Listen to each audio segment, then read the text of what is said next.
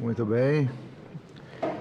Vamos iniciar o primeiro painel desta manhã, do dia 21 de março de 2022, onde discutiremos o tema da função social, a função ecológica da propriedade rural, seguindo a uma sessão de debate de até 30 minutos.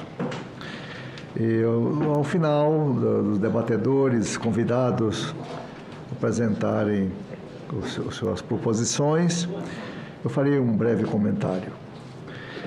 Então, já estão na mesa a excelentíssima senhora ministra Carmen Lúcia, do Supremo Tribunal Federal, que nos honra muito de estar presente e prestigiando este evento. Da mesma forma, cumprimento o doutor, o ministro Antônio Herman Benjamin, do Superior Tribunal de Justiça, um especialista que acompanha os debates no Congresso Nacional, isso há muitos anos, desde que ele era procurador do Estado de São Paulo, e aqui hoje ele vem dar realmente um brilho especial a este evento. Então, nós vamos iniciar a nossa conversa, primeiro passando a palavra à ministra Carmen Lúcia. Então, fique bem à vontade, ministra. Bom dia, senhoras e senhores. Cumprimento o Senado Federal na pessoa do senador Confúcio Moura, agradecendo pela acolhida aqui. Também meu queridíssimo amigo, senador Jacques Wagner, em nome de quem eu cumprimento cada qual dos senadores desta casa, querendo que se sintam individualmente cumprimentados. Cumprimento o embaixador Paulino, também querendo que as autoridades do Poder Executivo se sintam cumprimentadas, especialmente o embaixador da Alemanha e os senhores professores que aqui acorrem para este evento. Um cumprimento muito especial, senador Confúcio, me permite, ao meu amigo e companheiro de lutas, diria, o ministro Herman Benjamin, que, como o senador Jacques Wagner já disse, e também agora o senador Confúcio, tem sido, pela vida afora, um grande sensibilizador do que se tem em termos de direito ambiental, de direitos para o meio ambiente, para as pessoas que vivem neste meio ambiente. Eu, se me permite, senador Confúcio, faria as minhas observações no tempo que me foi designado, 15 a 20 minutos, sobre da função social, a função ecológica da propriedade, que é o tema basicamente deste colóquio, em alguns itens que eu gostaria de explicitar, com base na Constituição, e no momento dos debates poderíamos voltar a isso, se for o caso. Mas antes de começar, senador, eu peço licença para fazer minhas as palavras do senador Jacques Wagner sobre, eu diria, as guerras. Tantas são as guerras que temos hoje no mundo, estamos falando de uma especificamente, mas a ferocidade de tudo que se tem acontecido demonstra bem a necessidade da nossa preocupação com os temas da vida. Estamos todos contaminados pelo vírus da violência e dos temas das mortes que nos dominam hoje. Todos os noticiários, todas as notícias degradam cada vez mais o homem, o ambiente humano e o ambiente da natureza, na qual nós teríamos que viver em paz. Eu fico me lembrando, senador Jacques Wagner, e tenho me lembrado muito nos últimos tempos, de uma lição do 2º ano de Direito. Lá se vão 40 anos, portanto. Eu tive um professor de Filosofia do Direito que foi um grande brasileiro, e o professor nos dizia, Gerson Bozon, que ele não temia os animais e não temia a natureza. Porque ele dizia, o tigre não destigresa, a onça não desonça, a zebra não deszebra, só o humano se desumaniza. Ele perde a sua essência, a sua natureza. E o que o senador Jacques Wagner afirmou na abertura desse colóquio, no sentido de que nós precisamos de ter, para vencer a barbárie, opções pela civilização, são civilizações construídas a partir de muitas violências e que nós precisávamos de já ter superado, e o direito vem exatamente para a realização dessa justiça nesse sentido. Escutei a minha vida inteira em casa que Deus perdoa tudo. O homem perdoa às vezes, a natureza não perdoa, nunca. desbarata a natureza, mata a natureza e a natureza reage. E é preciso que a gente aprenda com a natureza para que nós também não nos percamos na nossa essência humana, nisso que o professor Bolzon dizia, que é a essência da própria justiça, para a gente viver o justo com o outro, para a gente viver com dignidade. E, portanto, neste sentido, eu não apenas me ponho de acordo e faço questão desse registro com o que afirmou o senador Jacques Wagner na abertura desse colóquio, mas no sentido de a gente ter cada vez mais sensibilidade para saber que destruir é fácil, construir é que é difícil. Destruir coisas, destruir plantas, destruir o outro ser humano é fácil. Nós estamos assistindo agora da maneira mais dramática, e dramática porque estamos assistindo, mas, como lembro, não há uma guerra só no mundo hoje. E nós sequer tivemos sensibilidade para acompanhar todas elas e fazer com que nós não chegássemos a este momento. Por isso, porque a destruição, inclusive, muitas vezes é silenciosa, porque quem teria que ter a voz para gritar contra todo tipo de crueldade já não tem mais voz, não tem mais força. E esta é uma casa que tem um compromisso com o direito, com a formulação do direito para um povo da grandeza territorial e humana que nós temos, até mesmo em números.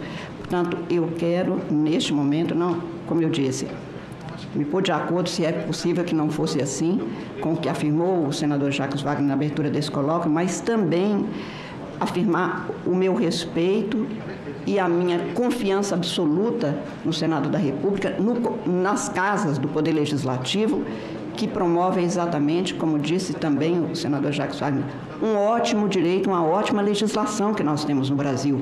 Somos um povo que é capaz de construir ótimas constituições e leis.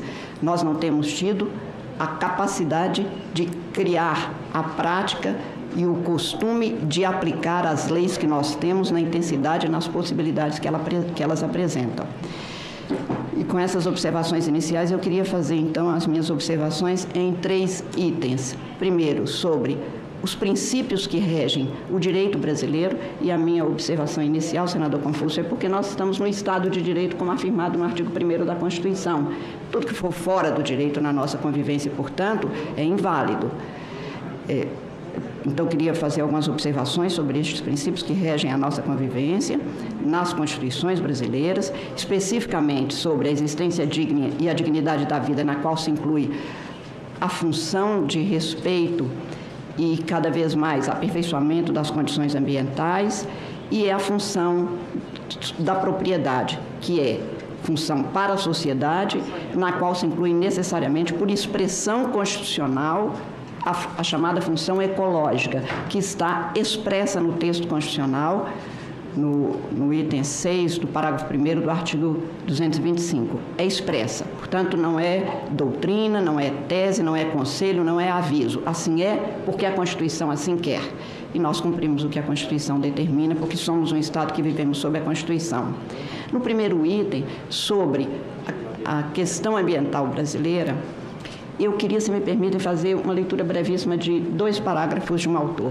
É um autor que eu não cito normalmente, um autor polêmico, um autor que gerou pensamentos e influências, eu diria, negativas até para a história brasileira, mas principalmente que não corresponde absolutamente nada do que nós pensamos hoje.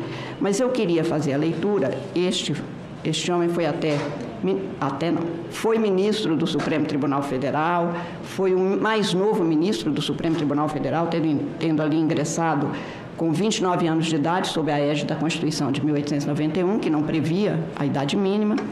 E em 1914, ele publicou uma obra. E nesta obra eu queria ler, porque poderia parecer que era uma observação momentânea e de menor ou de menor gravidade, pelo que nós vivemos 108 anos depois desta publicação. Afirmava o ministro Alberto Torres, depois autor Alberto Torres. As coisas que ocorrem nos teatros e nos hospícios são fatos, porém não são realidades.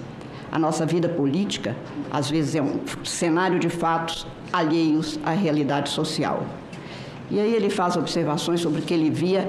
O escrito começou em 1909, ele ficou 10 anos como ministro do Supremo. Ele fala sobre o meio ambiente e fala que o Brasil, aspas, é um dos países que apresentam mais sólidos elementos de prosperidade e mostram condições para um mais nobre ainda e brilhante destino, se levar em consideração as condições da sua terra, afirma ele. É em sua geografia e no quadro da sociedade contemporânea que está a base do nosso destino.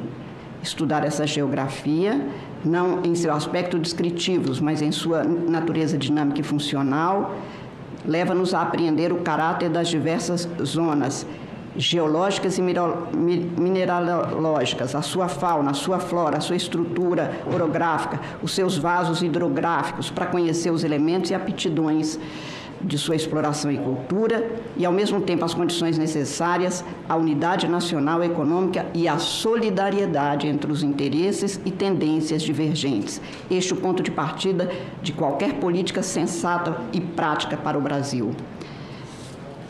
Depois ele afirma que a civilização humana é produto do sacrifício da terra no impulso de cobiças incontidas, guiado por suas ambições no atropelo de conquistas e ocupações territoriais, satisfazendo desejos e necessidades com a brutalidade vizinha dos mais cruéis apetites animais, sem espírito de equilíbrio entre as camadas sociais contemporâneas, sem consciência da continuidade da espécie. O homem estabeleceu-se, no reino de sua vitória material sobre os outros seres, como um dominador, para quem os bens da terra são despojos conferidos ao gozo de cada geração. E, finalmente, gostaria de ler a passagem que ele menciona expressamente a Amazônia. E eu estou falando, portanto, de 108 anos atrás da publicação e de 1909 até agora, mais de quase 110 anos do que ele afirmava. Pela Amazônia, há necessidade de muito a fazer, com respeito à conservação das matas, dos seringais, verificar as condições de extração da borracha, ao serviço dos trabalhadores, hoje explorados como escravos e, às vezes, com o sacrifício da vida. A especulação, a prodigalidade, o absenteísmo atingem proporções incalculáveis e inaceitáveis. Não é possível confiar nas medidas até agora tomadas pelo governo sem espírito prático e defraudadas por graves artifícios econômicos. Na escolha do pessoal que ali tem que trabalhar, incluir, ele falava muito na educação, obedeceu-se provavelmente mais às sugestões políticas do que ao propósito de escolher as melhores condições para o futuro do país.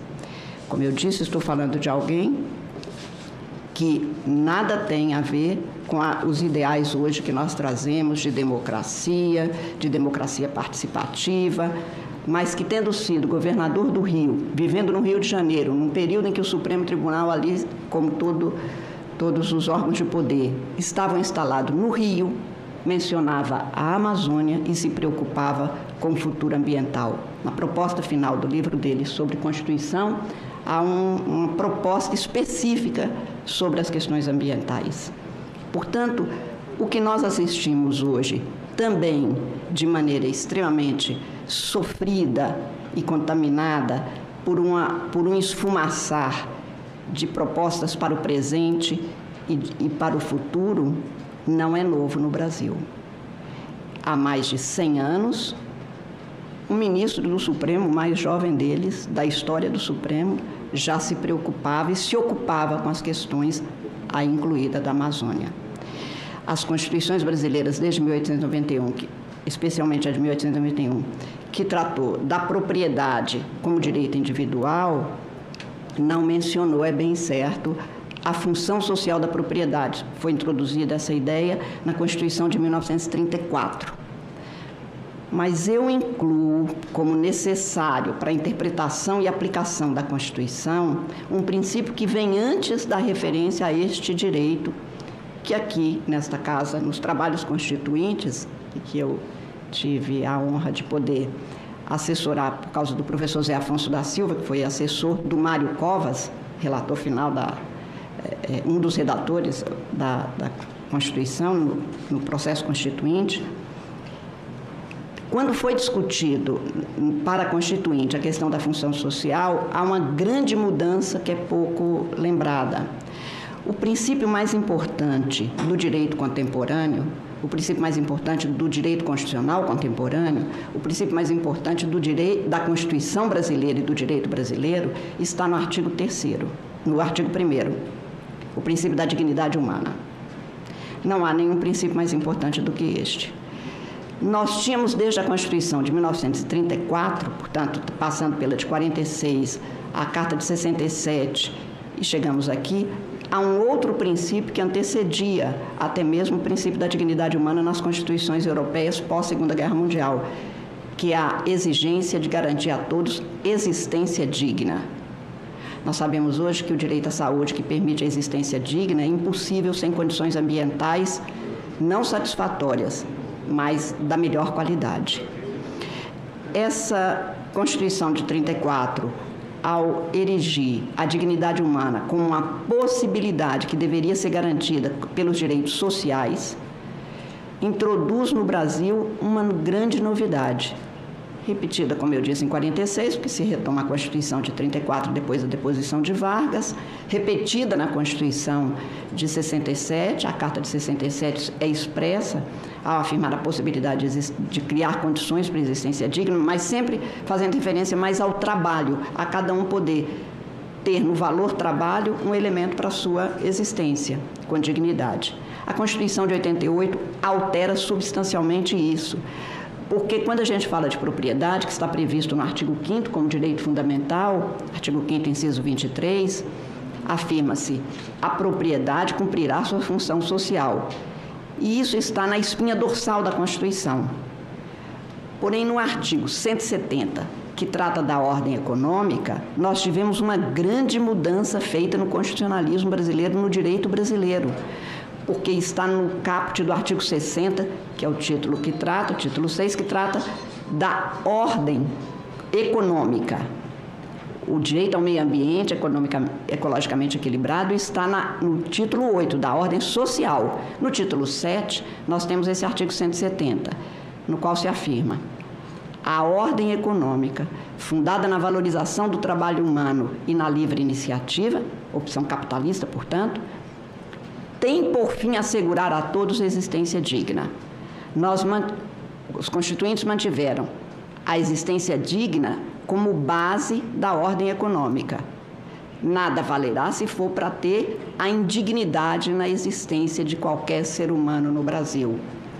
Porém, enquanto as constituições anteriores afirmavam que cada um teria que ter garantido o direito ao trabalho para ter uma existência digna, esta existência digna passou a ser, por obra do Constituinte 87-88, um objetivo a ser obedecido até mesmo pelos particulares. A ordem econômica tem por fim assegurar a todos a existência digna. É óbvio que quem não tem acesso a condições pessoais, sociais, econômicas, ambientais para ter saúde, educação, existência digna, não tem assegurado o que a Constituição estabeleceu. E nós só podemos interpretar a Constituição como sistema. Quer dizer, a gente interpreta o artigo 225 na ordem social, segundo a ordem econômica, que tem esta finalidade buscada, segundo o artigo 1º, que tem a garantia do fundamento da República Federativa do Brasil, a dignidade humana, e que ainda, além disso, tem fixado, também pela primeira vez no constitucionalismo brasileiro, o artigo 3º. São objetivos da República Federativa do Brasil. E isto não é de governo de ninguém, seja lá quem for governante, quem for administrador, quem estiver no Supremo, quem estiver nesta Casa Legislativa. A República é obrigada a adotar direitos, legislação e políticas públicas, e os juízes são obrigados a julgar, levando em consideração estar-se a atingir ou não a possibilidade de atingimento de um desses objetivos, o primeiro dos quais, construir uma sociedade livre, justa e solidária. Erradicar a pobreza, a desigualdade, promover o desenvolvimento nacional, tudo isso, portanto, com base na busca de uma existência digna para todos. Isso tem importância porque, no título subsequente ao da ordem econômica, a Constituinte 87-88 desdobrou vinha sempre nas constituições, desde 1934, da ordem econômica e social.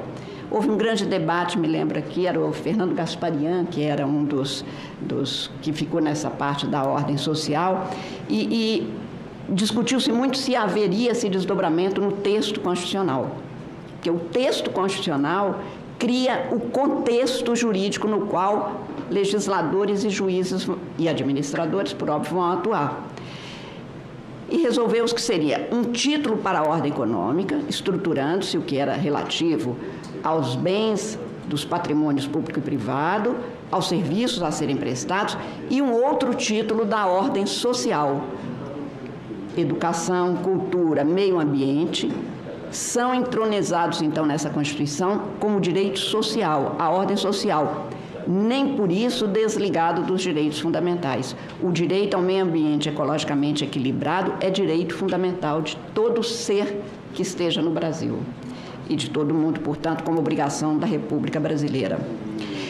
Neste artigo 225, que é o mais mencionado, solto, porque ele traduz expressamente o direito ao meio ambiente ecologicamente equilibrado, se estabelece também pela primeira vez de maneira expressa o princípio da solidariedade, que no caso brasileiro não é também prerrogativa, não é opção. A solidariedade é princípio constitucional interligado diretamente com o princípio da dignidade humana. Se alguém tivesse dúvida, agora na pandemia teria deixado de ter. Você pode ir até o limite da sua liberdade e da dignidade do outro. O seu exercício se faz garantindo-se a sua liberdade, em comunhão com os outros. Ninguém vive isoladamente. O Brasil não produziu uma Constituição para Robinson Crusoe. Produziu para uma sociedade de mais de 200 milhões de habitantes, com respeito na parte internacional também a todos os habitantes do planeta e com respeito ao próprio planeta. Então, a Constituição Brasileira de 1988 introduz ali, garante a função social da propriedade, que vinha desde constituições anteriores, no artigo 5º, inciso 23, reprisa este princípio na parte da ordem econômica, mas tendo de se considerar que, ao afirmar que a ordem econômica, fundada na valorização do trabalho humano e na livre iniciativa, tem por fim assegurar a todos existência digna, 6, e tendo como fundamento, 6, a defesa do meio ambiente. Portanto, ele impõe que o desenvolvimento, que é tão mencionado, o desenvolvimento sustentado há de ser compatível com a garantia e o respeito e a defesa do meio ambiente. Também aqui. Assim é, porque a Constituição assim determina. Favor nenhum de ninguém. A prática econômica que ofenda o meio ambiente é inconstitucional. Ponto. Porque a Constituição determinou que a garantia desta ordem econômica para assegurar a todos a existência digna tem como fundamento a defesa do meio ambiente. E esta defesa, que é obrigação do Estado, em primeiro lugar, e da sociedade, por causa do princípio da solidariedade, aqui encadeado diretamente. Neste caso, nós temos a propriedade privada, garantida também no 170, a defesa do meio ambiente no mesmo dispositivo, e no artigo 225, expressamente, 3 princípios ali se esclarecem, vindo, portanto, como fluxo sequente e consequente do que a Constituição afirma desde o artigo 1º. O princípio da solidariedade intergeracional. Pela primeira vez se diz que o meio ambiente ecologicamente equilibrado haverá de ser protegido para as atuais e futuras gerações. Isto mudou até mesmo o entendimento do direito e principalmente a aplicação, interpretação e aplicação do direito constitucional pelo Supremo Tribunal Federal no que se refere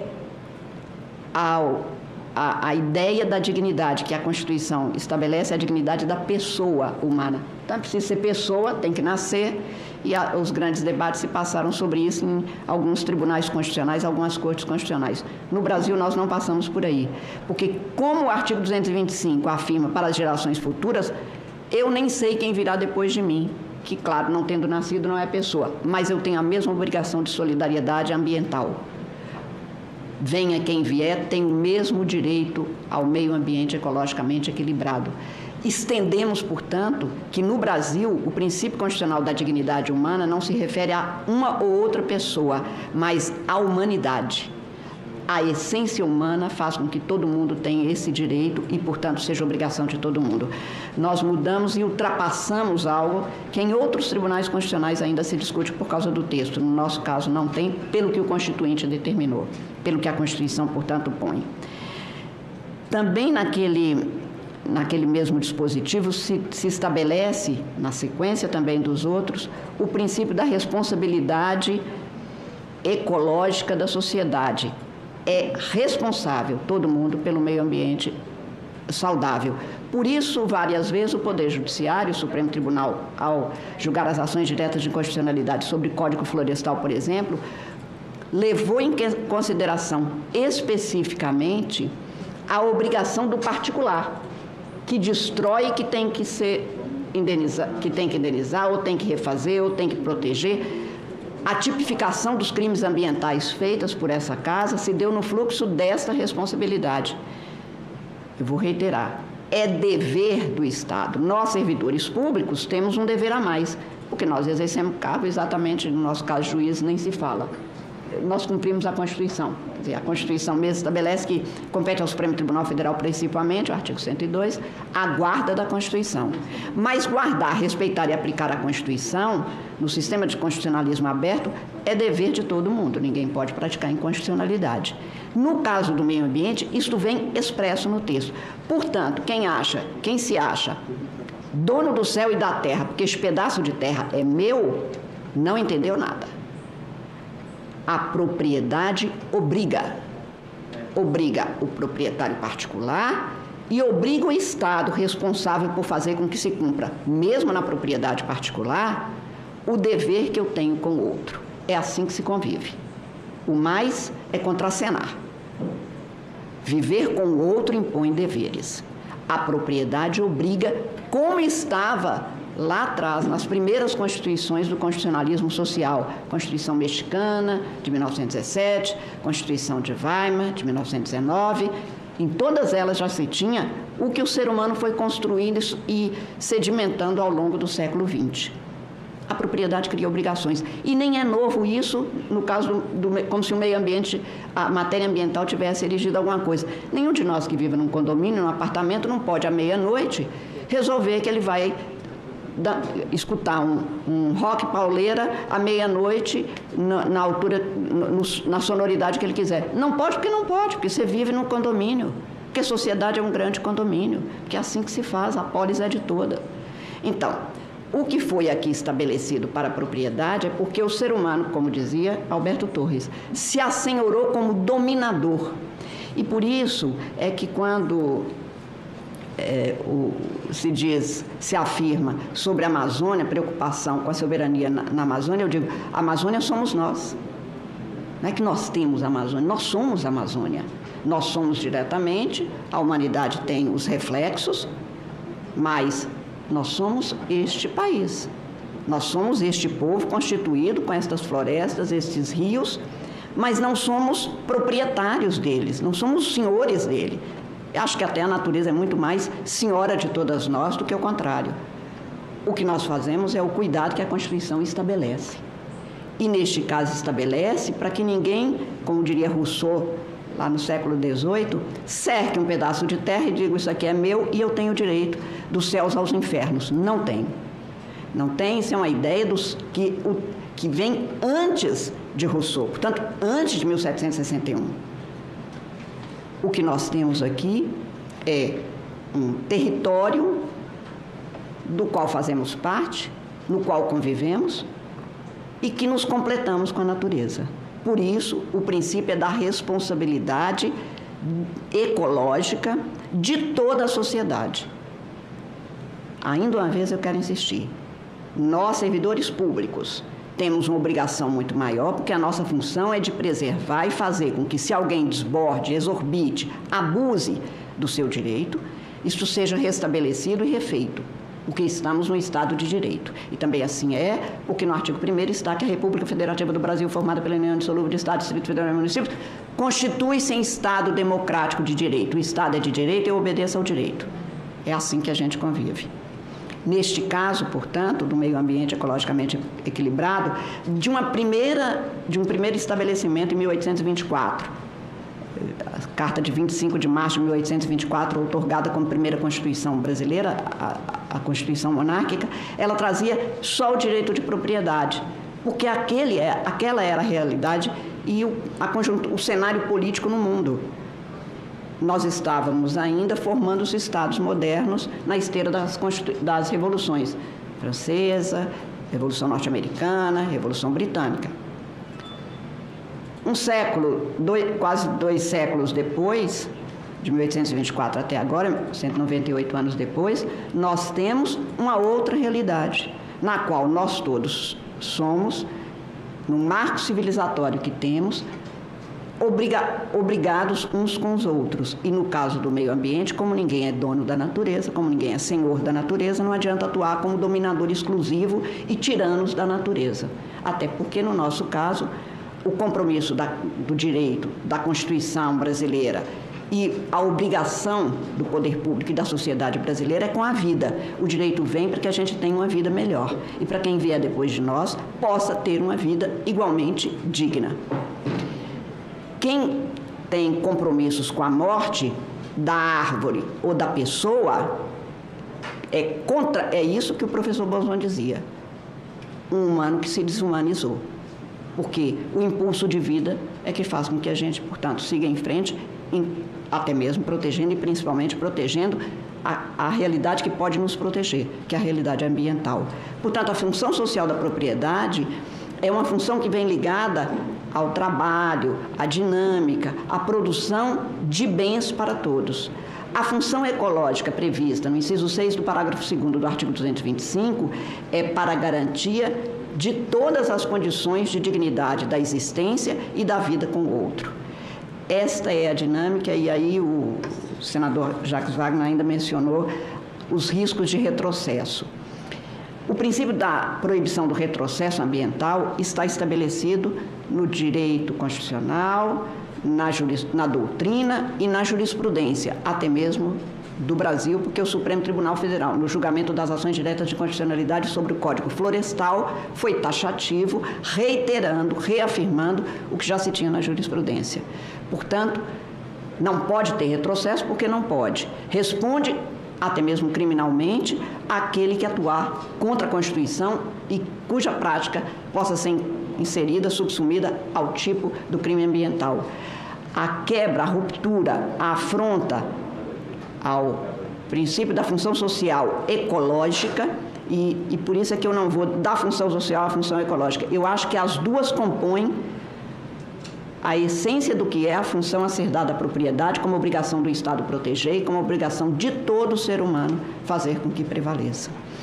Eu vou terminar, peço desculpas, acho que ultrapassei 5 minutos do meu tempo, mas peço desculpas, lembrando, não vou lembrar nenhum jurista, nem a Constituição de que tanto falei, que há uma pessoa, um mineiro, um poeta, mas que é do mundo, Paulo Mendes Campos, que numa das obras mais célebres dele, Poema Didático, ele dizia que o mundo nasceu das necessidades. Eu diria, parafraseando, o direito nasceu das necessidades. O direito vai se formulando, reformulando, reinventando, como o ser humano se reinventa para ter mais possibilidade de ser feliz. E ele diz, o homem é o gesto que se faz ou não se faz. Doou-nos a terra um fruto, força é reparti-lo com todos os seres desta terra. Não há possibilidade, sem cuidados com o meio ambiente, de a gente preservar o fruto, nem para a nossa geração, nem cometermos todo tipo de crime contra a Constituição, contra o direito, mas principalmente contra qualquer ideia de dignidade humana, se nós não preservarmos a natureza que nos dá esse fruto. Portanto, acho que nós temos, como eu disse no início, lembrando, ótimas constituições e ótimas leis no Brasil. Isso tem sido uma constante na história brasileira, Mas nós precisamos, e este colóquio dá bem a ideia de como somos capazes de nos reunir, de nos unir, para evitarmos que o que foi feito de destruição, e foi, por isso eu fiz questão de ler um texto que é de mais de um século atrás, tudo que foi destruído precisa de ser, se possível, construído, e o que não for possível precisa de ter jeito imediatamente, porque a destruição conduz à morte. O nosso compromisso, o compromisso de qualquer humano, é com a vida, que é esta, garantida por um meio ambiente ecologicamente equilibrado e com a propriedade solidariamente desenvolvida, solidariamente garantida, para que todo mundo tenha as mesmas possibilidades. Mais uma vez, muito obrigada e peço desculpas por avanço no tempo. Muito obrigada.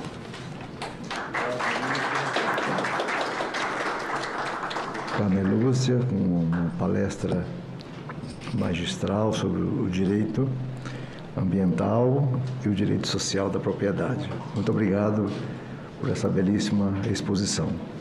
Eu passo a palavra a seguir ao ministro Antônio Hermes Benjamin, do Superior Tribunal de Justiça. Com a palavra, Vossa Excelência. Muito obrigado, bom dia a todas e a todos.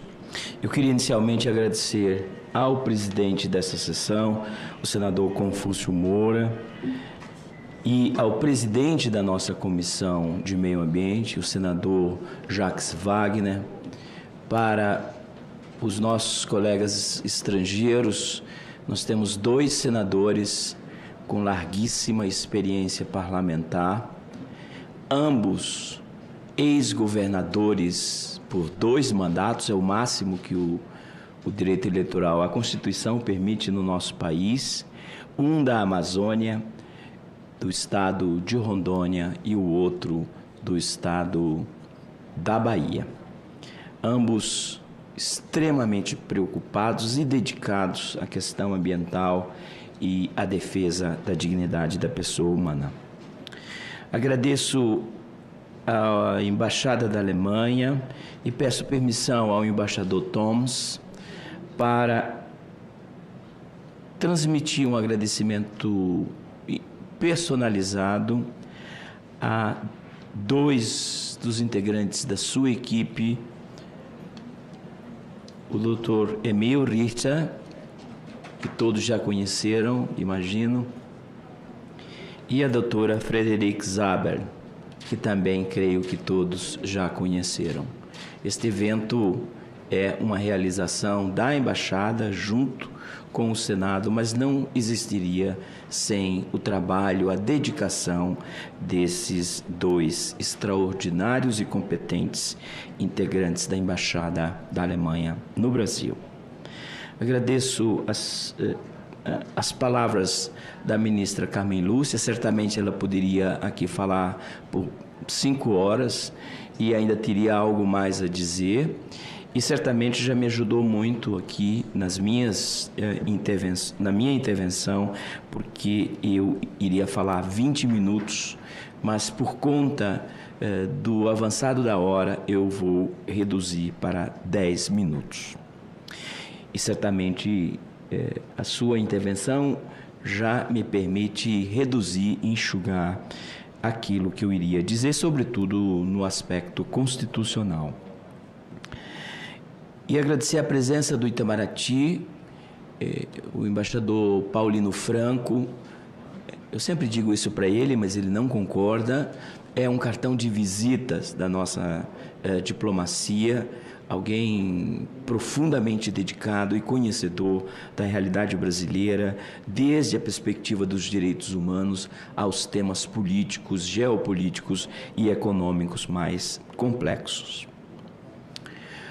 O tema função, ou melhor dizendo, da função social à função ecológica, nos traz 2 perspectivas, e só uma delas será objeto deste nosso debate.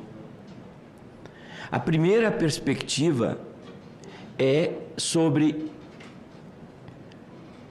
o direito de propriedade dos chamados bens ambientais. Bens de natureza intangível, bens que são holísticos, e bens que se compõem, mas se sobrepõem aos elementos que compõem o meio ambiente: água, ar, solo, floresta, fauna.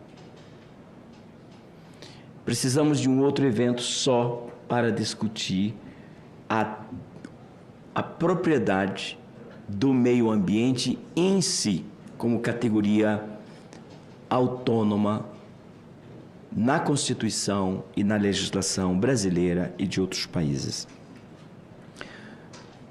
A segunda perspectiva, que é esta que nos interessa aqui, e tanto a ministra Carmen Lúcia como eu vamos apenas fazer uma introdução para uma discussão mais aprofundada nos painéis que virão em seguida, é sobre a projeção do meio ambiente, projeção na perspectiva ou no enfoque das gerações presentes e das gerações futuras, a projeção, repito, do meio ambiente sobre a propriedade exercida por indivíduos, pessoas físicas e pessoas jurídicas privadas.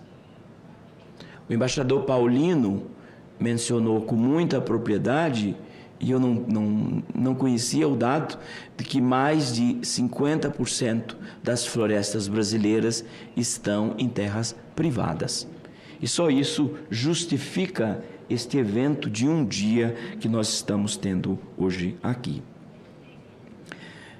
Então, o debate é: quais os limites ecológicos que a Constituição de 1988, mas também a legislação ambiental que é anterior à Constituição de 1988,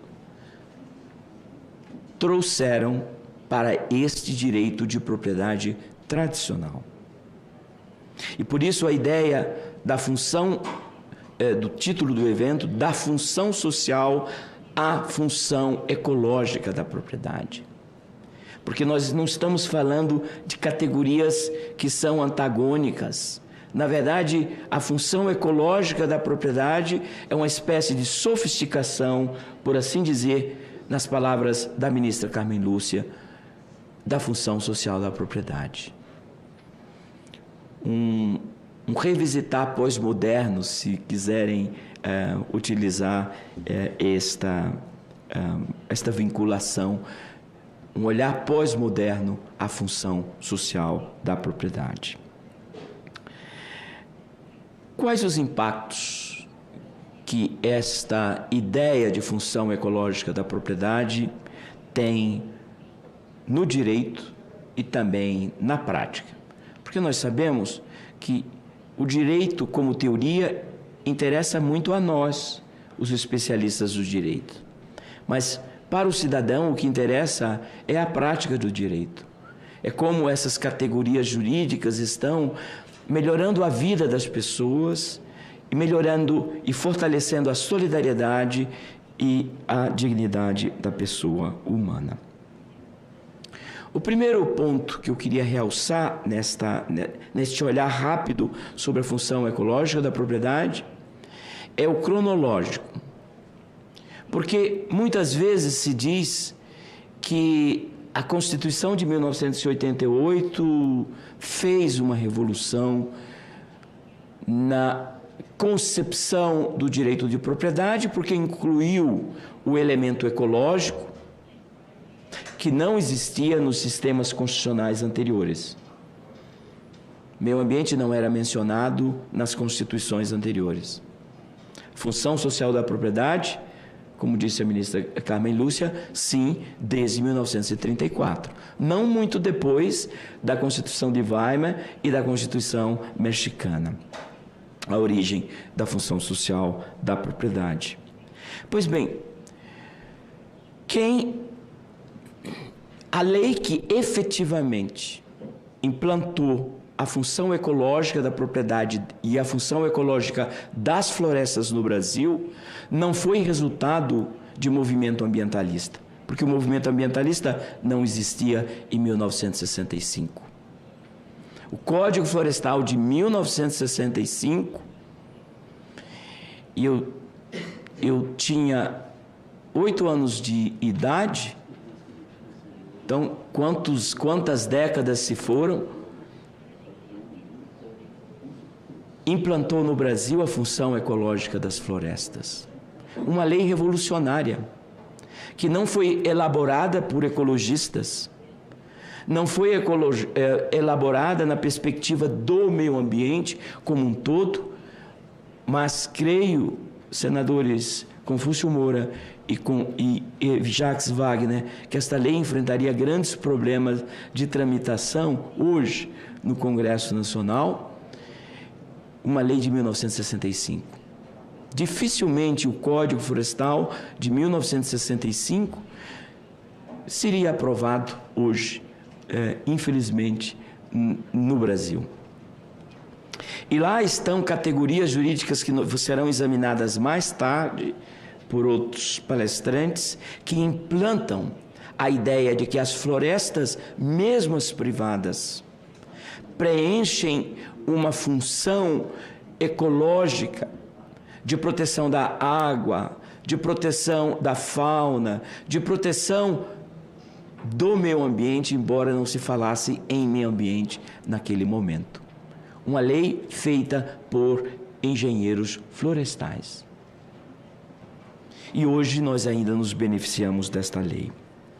E há uma série de outras normas que meus colegas brasileiros vão tratar, uma jurisprudência forte tanto da Justiça Federal como das justiças estaduais, e que nem a ministra Carmen Lúcia nem eu temos aqui tempo de analisar. Em conclusão, o que nós podemos dizer é que o Brasil tem hoje, no coração do seu ordenamento jurídico, a função ecológica da propriedade. Não é uma invenção da doutrina, não é uma invenção da jurisprudência. Quem não enxergar a função ecológica da propriedade não está enxergando a Constituição e a legislação na sua integralidade. De novo, palavras da ministra Carmen Lúcia. Segundo, que a função ecológica da propriedade não existe só no Brasil. Países vizinhos nossos, como a Colômbia, tem na sua Constituição, a Constituição da Bolívia, do Equador, mas nem todos os países da América, ou melhor dizendo, da Pan-Amazônica. E aí, quando os negociadores brasileiros se preocupam tanto com disparidade de regimes jurídicos no mundo, creio que nós, às vezes, esquecemos que precisamos, na Pan-Amazônia, ter um regime minimamente harmônico de proteção dos recursos naturais. Porque, do contrário, o Brasil ficará com uma legislação muito mais dura que a nossa e a que nós queremos e aceitamos, há um pacto nacional a esse respeito, mas as cabeceiras dos nossos rios na Amazônia, e o senador Confúcio Moura sabe muito bem, estão nos Andes, estão fora do Brasil, ao contrário da Bacia do Prata. Portanto, creio que é dever da diplomacia brasileira buscar um diálogo no âmbito do Tratado Amazônico para harmonizar minimamente que seja a legislação e quem sabe, o marco constitucional desses países no que se refere à proteção do meio ambiente. E minha última palavra é que nem o direito, nem o discurso político podem negar os fatos ou esconder os números. Talvez no passado, não mais. E os fatos e os números estão aí. Que difícil é para alguém negar o avanço enorme, inadmissível. Inadmissível não é na nossa perspectiva, é da Constituição e das leis do desmatamento no nosso país. Não é tarefa fácil negar esses números e esses fatos. E creio que é em eventos como esse, em que nós possamos dialogar com os nossos colegas na perspectiva do direito comparado, que nós temos condições de melhorar a nossa compreensão a respeito desses temas e encontrar uma base comum de solidariedade, de reciprocidade nesse tema que é fundamental, repito, a função ecológica da propriedade. Muito obrigado.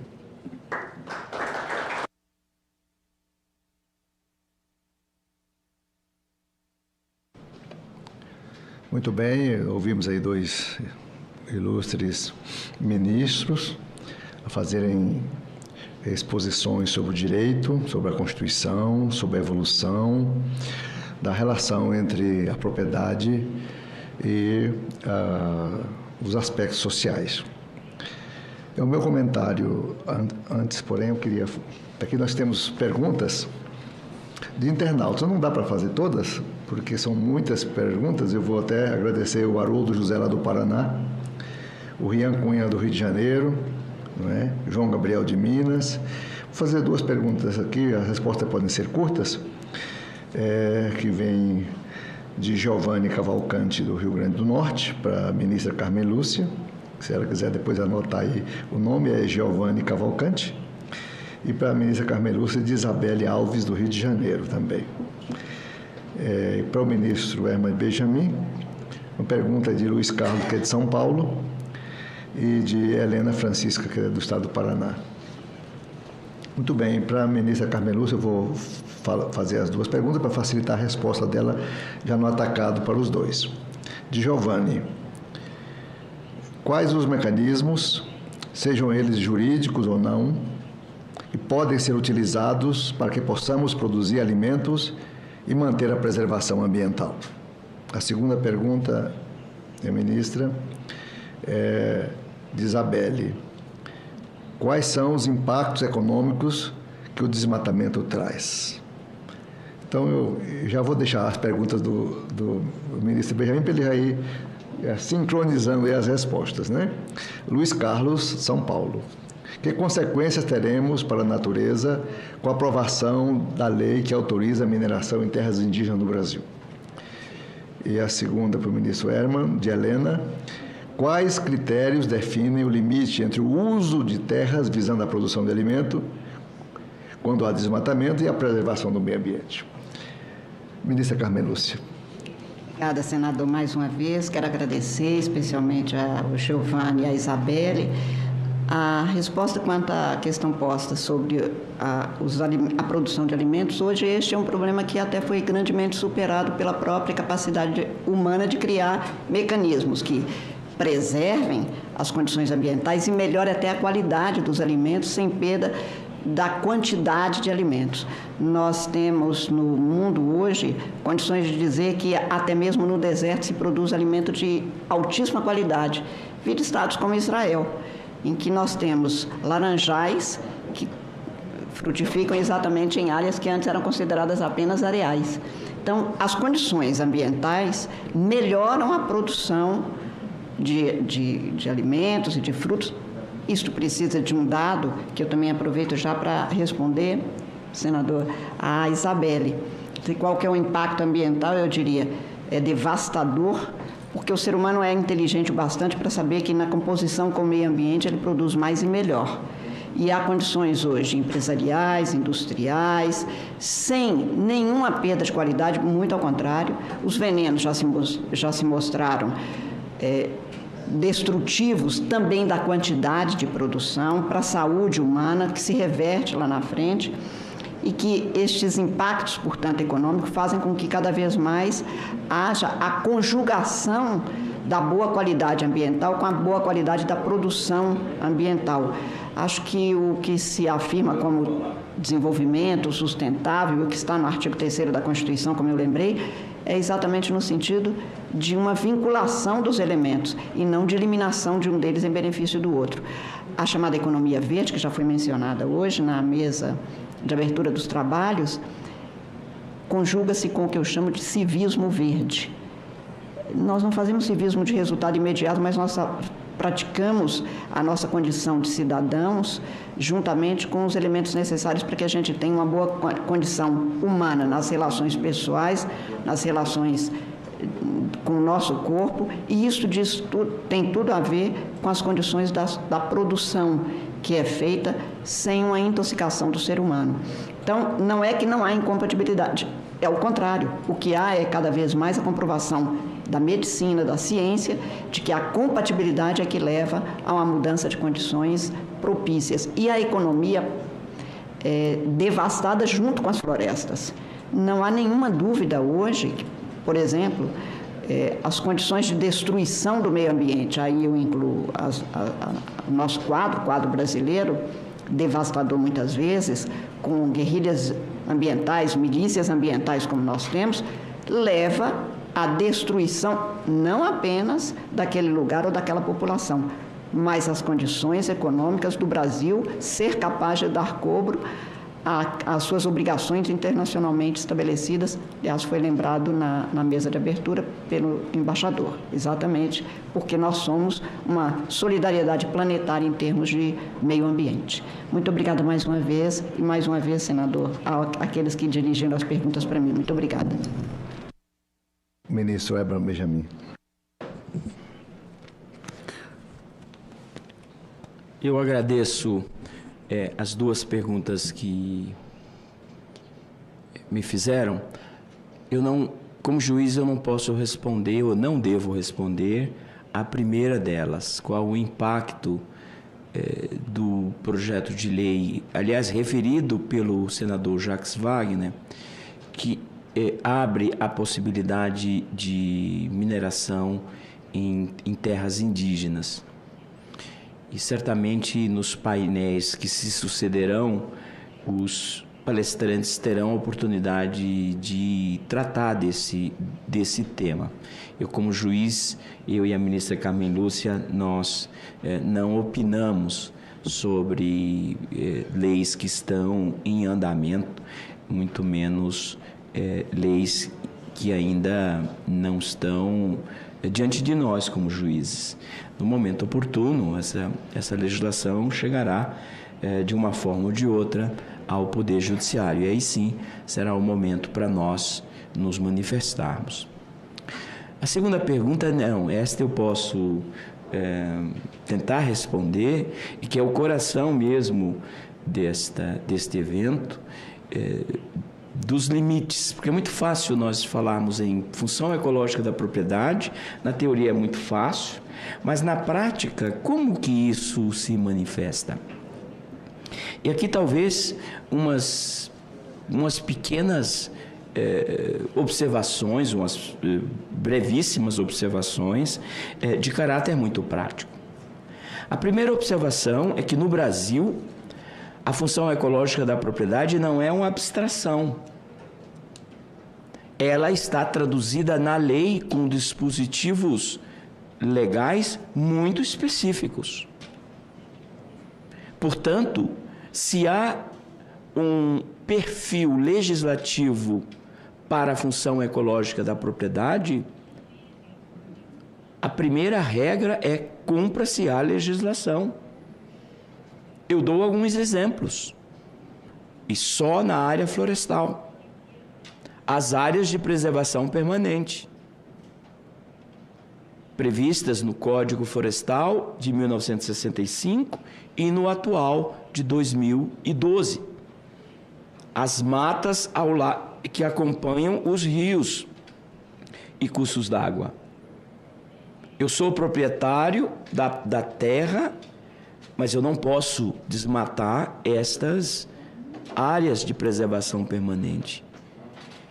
Este é um limite claríssimo, concreto, imposto pela função ecológica da propriedade. Um outro exemplo, a reserva legal. Um instituto que é criação do legislador brasileiro. Nós temos que festejar a boa produção legislativa do nosso parlamento, histórica. Aliás, todas essas leis, incluindo a Constituição, não existiriam se não fossem os nossos legisladores. é o ponto de partida de tudo. Pois bem, a reserva legal é uma porcentagem da propriedade que, fora as áreas de preservação permanente, uma porcentagem que não pode ser desmatada a corte raso.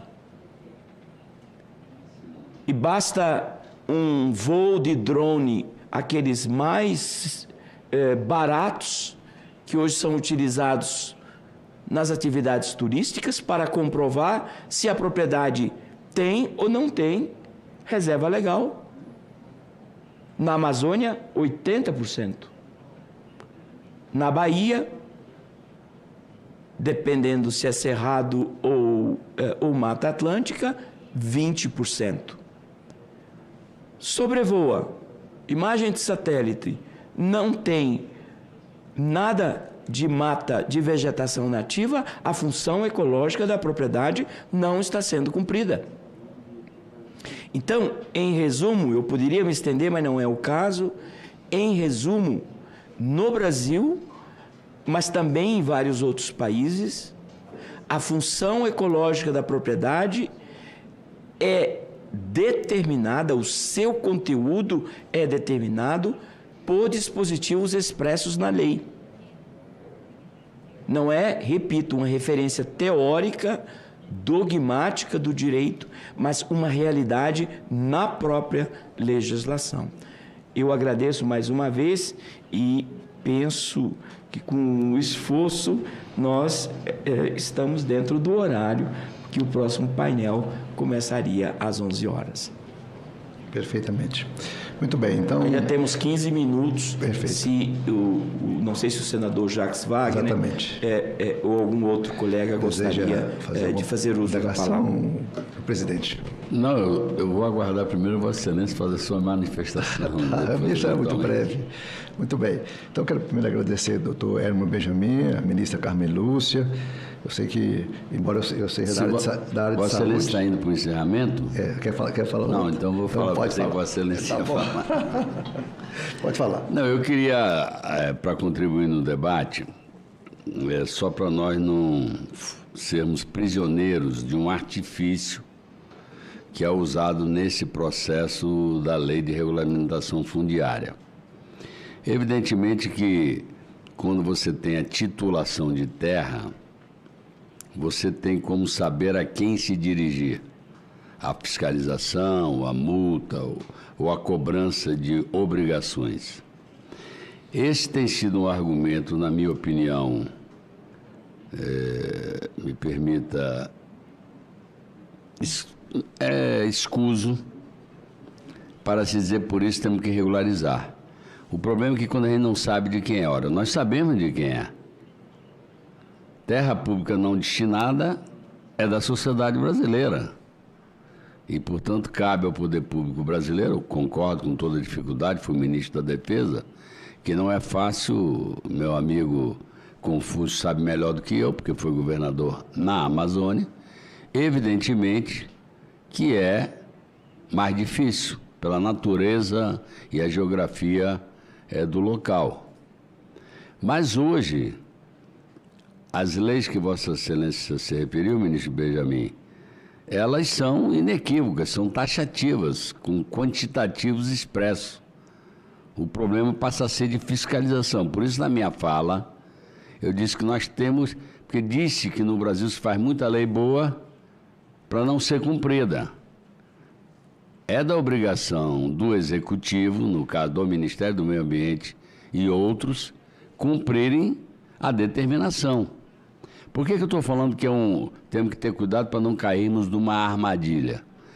O governador Confúcio Moura, o senador Confúcio Moura, sabe muito bem que são muitos os pequenos que foram estimulados a ir para a Amazônia, no sentido estratégico até, na época ainda dos governos militares, corretamente, de que se não ocupar, seremos ocupados. E que, portanto, não há melhor defesa para as nossas fronteiras que a produção no local. E, portanto, se estabeleceu um regramento e se convidou muita gente que veio de outros estados da federação para ocuparem terras legalmente pelo INCRA à época, ou por órgão de terras que havia à época. E por incrível que pareça, querida ministra Carmen, esses, às vezes, com 20, 30 anos, ainda não têm o título de terra definitivamente legalizado. Ou seja, são pessoas que ficam à margem. Por não ter seu título, não pode tomar financiamento, não pode uma série de coisas. Nós não estamos falando destas pessoas, porque dessas pessoas são credoras em relação ao governo brasileiro, seja ele quem for. Eu fui governo por 12, 13 anos, com o presidente Lula, com a presidenta Dilma. E, portanto, sou parte da culpa, ou pelo menos da responsabilidade. Eu não gosto de culpa, que culpa é só para apontar o dedo. Eu gosto de saber quem são os responsáveis. Mas nós somos responsáveis, não só em Rondônia, como em outros estados, por essa gente. O relator do Código Florestal foi um homem de profunda sensibilidade social, que é o ex-deputado federal Aldo Rebelo, que foi presidente da Câmara dos Deputados. E óbvio, como ele fez, que eu já conversei várias vezes com ele, foi ver em loco do que ele estava tratando. E ele me diz, olha, e eu conheço essa história, inclusive na Bahia, assentamentos de 20, 30 anos que não estão regularizados ainda. Mas isso não dá direito aos que, por isso eu disse que é um argumento um pouco canhestro. Aí, não, como não dá, eu digo, não, então tudo bem, vamos fazer o seguinte, aproveitemos a lei atual e vamos cronologicamente, do menor para o maior. Depois que nós tivermos regularizado fundiariamente todos os pequenos que trabalham com os módulos, aí nós vamos crescendo os módulos que têm que ser regularizados. Se não, ministro, nós vamos estar dando um presente a grileiros. Porque todo mundo sabe o que é laranja, não os seus laranjais que Vossa Excelência citou, mas está cheio de gente pequena, coitada, com título de terra que não é seu, que é de um graúdo, que junta 10, 20, 30 para poder. E aí, não, nós precisamos regularizar. Se fizerem nova lei, quem será regularizado são os graúdos, e os pequenos não serão. Por isso que eu digo, olha, se nós temos uma lei que permite regularizar tudo que já está aí, por que não vamos regularizando progressivamente, começando do menor e indo para o maior? Eu não sou contra, agora eu não posso premiar. Por isso eu me preocupei, por isso anotei, que a palavra aqui, precisamos ter o CPF do dono. Aí quer regularizar. Ora, mas muitas vezes o CPF do dono é o CPF do desmatador, ou que comprou alguém para desmatar, para expandir a sua terra, que é o que acontece no Pará, no Amazonas, etc. Por isso que eu digo, não nos é dado o direito de desconhecer os fatos. A legislação é excepcional. A lei brasileira consagra o que Vossa Excelência falou. Agora, eu fico me perguntando, na área urbana, várias são as prefeituras que, quando você detém um terreno e dele nada faz, o IPTU vai subindo com uma velocidade tal que é melhor então investir. Por que não se faz isso também? Em inúmeros latifúndios que a nada fazem. Ministros, nós temos um volume de terra degradada de milhões e milhões de hectares que são possíveis de serem readequadas para a produção. O que eu insisto é que nós não precisamos de mais desmatamento para ampliar nossa produção, até porque, como disse Vossa Excelência, hoje a tecnologia em Israel, na Holanda, em inúmeros lugares, ela serve para você, em menos espaço de terra, produzir mais. Mas, infelizmente, queridos ministros, senador Confúcio, eu acho que às vezes nós sofremos pela tese da abundância. Quando nós temos demais, as pessoas parecem que acham que podem dispor. Aquela coisa do herdeiro que ganha muito, deita na rede. Nós somos herdeiros de uma maravilha que Deus colocou aqui, a nossa natureza. Agora, não nos é dado o direito de dormirmos na rede e vermos essa riqueza indo embora. Então, eu concordo com Vossa Excelência. Na minha terra já fiz área de proteção permanente privada, que às vezes o Estado... Essa é outra coisa que o Estado tem problema. Porque às vezes você declara uma área de proteção e não dá a menor estrutura. Então não resolve nada, porque infelizmente no Brasil ainda se considera que o público não é de ninguém, quando deveria se considerar que é de todos. Aí acha-se que não é de ninguém. E por fim, queria voltar ao tema da sustentabilidade tripartite. Na verdade, os cortadores de madeira ganham diárias muito acima da diária normal das pessoas, por isso se dispõem a fazê-lo. Muitos operadores no tráfico se dispõem a fazê-lo porque ganham diárias muito acima que vão ganhar num trabalho simples e normal. Então, ou nós combatemos as três coisas juntas, buscando a sustentabilidade econômica, social ou ambiental, ou nós não chegaremos. Porque hoje, ministra e ministro, o senador é mais conhecedor do que eu, apesar de que minha terra tem muita gente de baixa renda. Nós voltamos a ter 27 milhões de pessoas na extrema pobreza. Voltamos a ter 9 milhões no mapa da fome. E aí os representantes do povo dessas terras, inclusive eu, minha maior obra social é gerar emprego. Esse é o maior programa social que eu tenho para fazer.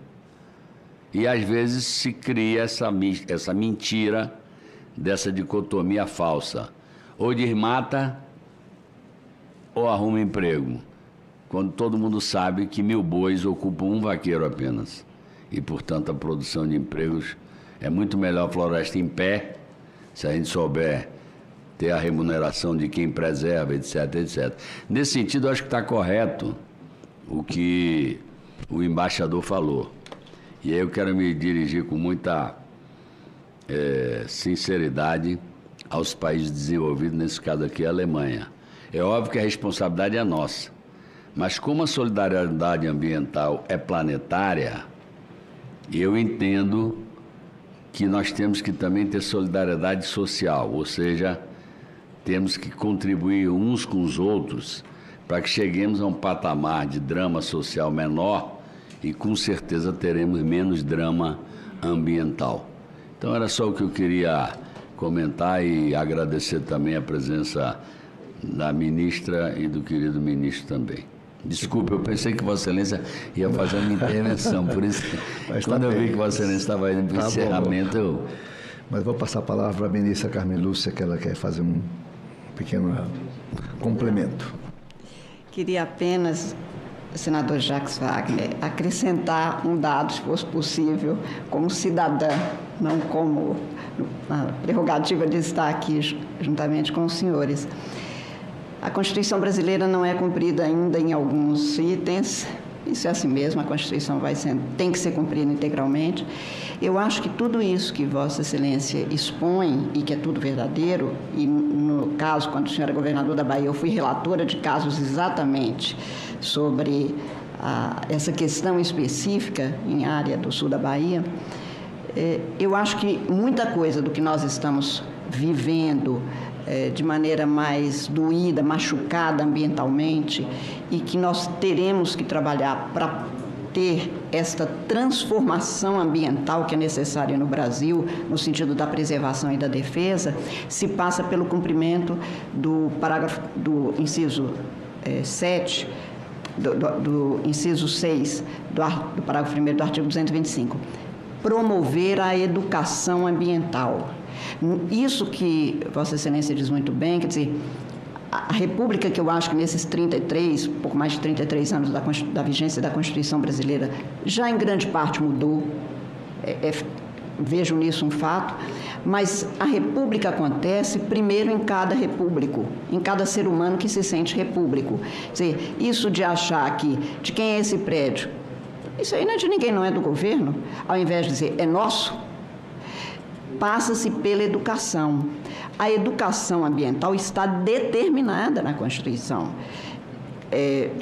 que é expressa.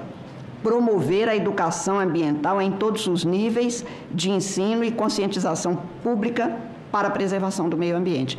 Esse dispositivo não tem a densidade, a verticalidade para que um menino da minha terra, do norte de Minas, de Espinosa, saiba que o rio está seco cada vez mais, que a pessoa que mora em Bom Jesus da Lapa, na Bahia, que vê o velho Chico, que já foi, na minha memória, recriada da infância, para mim era algo intransponível e que hoje eu atravesso a pé como areal em grande parte, que diz respeito à vida dele, o meio ambiente, mas isso se faz pela educação. Quer dizer, eu acho que a democracia ambiental, o civismo ambiental, a responsabilidade ambiental de cada um, acrescenta-se aos 3 itens que Vossa Excelência acaba de expor, o que é essencial para a transformação do ser humano, que é a formação e transformação pela educação, que no caso ambiental é norma constitucional. Apenas para lembrar esse item que eu acho da maior importância no Brasil. Muito obrigada, muito obrigado, senador Confúcio. Vamos caminhando para o encerramento desse painel. O senador Jacques Wagner me tirou aqui, já me fez economizar também, porque eu tinha até anotado aqui, falando sobre os governos militares, e toda aquela fase da grande migração do Eldorado, né, da Amazônia, Mato Grosso, um pedaço de Tocantins, ponta do Maranhão, na década de 70.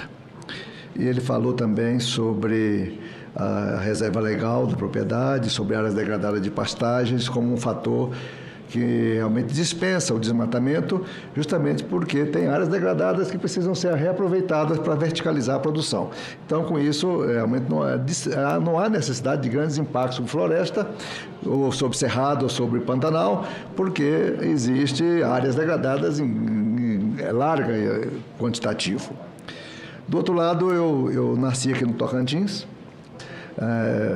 atravessei quando era um sertão bruto, não é? Que coincide muito bem com o livro de Guimarães Rosa, né? Grandes Sertões Veredas, que descrevia os ermos gerais, a linguagem do sertanejo, e ele narrou isso muito bem naquele livro, que é até difícil de ler, por tanto a nomenclatura inusitada que ele coloca nos seus textos, né? E a reserva legal da propriedade, ela hoje está sofrendo um grande impacto, mesmo na pequena propriedade, onde tem lá uma moita de floresta. Nesse momento agora de realmente que houve uma queda das multas pelo IBAMA e também da fiscalização, e houve assim uma sinalização, entre aspas, agora se pode tudo. Agora se pode tudo, então mesmo as reservas de 50% ou 80% da Amazônia estão sendo ameaçadas e muitas delas desmatadas. Isso é um verdadeiro. Outros aspectos é a preservação inteira, integral, a gente manter esses biomas em pé ou mantidos diante dos indicadores sociais, porque realmente essas áreas são as áreas de piores indicadores sociais. Então, é um contrassenso assim, muito grande a gente ter uma abundância ambiental preservada e as condições de vida das pessoas, os indicadores sociais ruins. Muitas vezes, um caboclo amazonense, na beira do rio, ele não tem água de qualidade para beber. E assim como outros benefícios que necessários à vida do cidadão.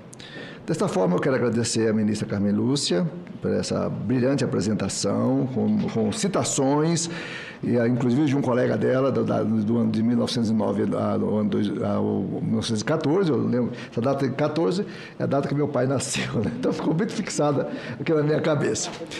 Parabéns para ela por citar essa história das constituições brasileiras, as referências ao direito social da propriedade, e também os vários direitos que vêm sendo incorporados ao longo do tempo. Assim como o ministro Herman Benjamin, que é conhecido meu de longa data, que a gente respeita demais, e também fez uma exposição complementando tudo, aproveitando grande parte do que a ministra apresentou preliminarmente, mas nos enriqueceu bastante com seu conhecimento, que é muito vasto. Agradecer também a honrosa indicação do nosso presidente Jacques Wagner para eu dirigir esse painel. E, ao mesmo tempo, agora, nesse momento, eu já chamo a brilhante, conhecida e a mais popular dos senadores desse Senado, a nossa querida Leila Barros, para dirigir o próximo painel. Muito obrigado, está encerrada essa etapa. Muito obrigado.